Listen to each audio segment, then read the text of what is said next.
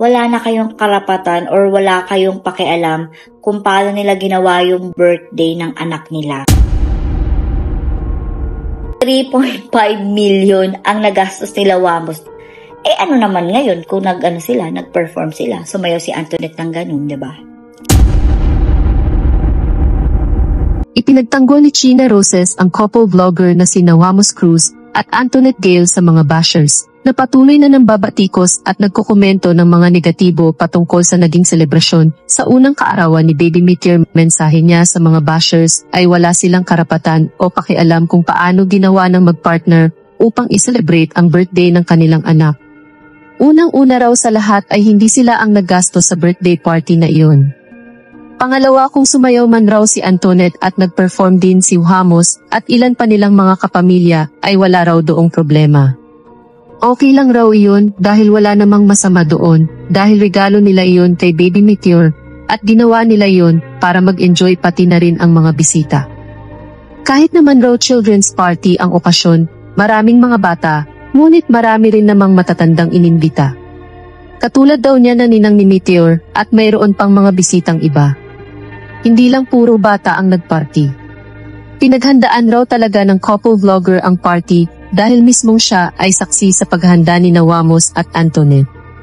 Halagang 3.5 million pesos raw ang ginastos ng magulang ni Meteor para sa selebrasyon ng kaarawan ng bata.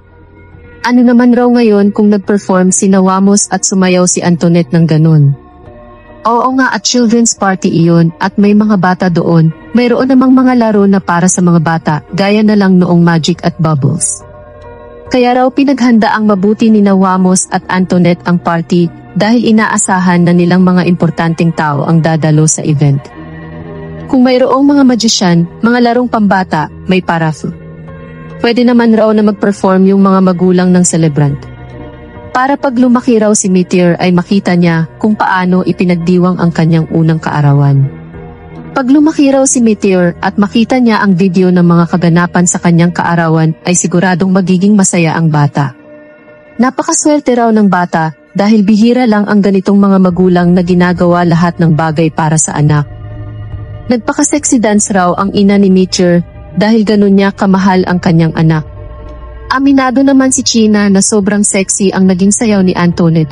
Sabihin man raw na medyo may mali sa part na yun pero parte pa rin ito ng show at anong oras na rin daw yun pinerform. Napakaraming adult raw na bisita at hindi lang puro bata ang naroon.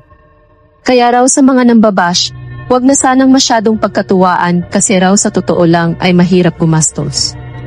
Kung minamasama raw nila ang sayaw ni Antoinette ay huwag na lang nilang panoorin. Hindi naman raw invited ang mga nambabash. Maging masaya na lamang raw sana ang lahat para kay Baby Meteor at suportahan na lang sina Antoinette at Wamos. Kung ano man ang ginawa nila sa party ay ginastusan nila iyon ng mabuti at walang pake ang mga bashers dahil birthday iyon ng kanilang anak. Ang nakakatuwa raw sa magpartner ay hindi nakakalimot sa kanilang pinanggalingan at nagpapasalamat din siya na naging ninang siya ni Meteor. Anya pa sa comment section ng kanyang video, pagtatanggol ko talaga sila kasi inaanak ko si Baby Meteor kaya maging masaya na lang tayo.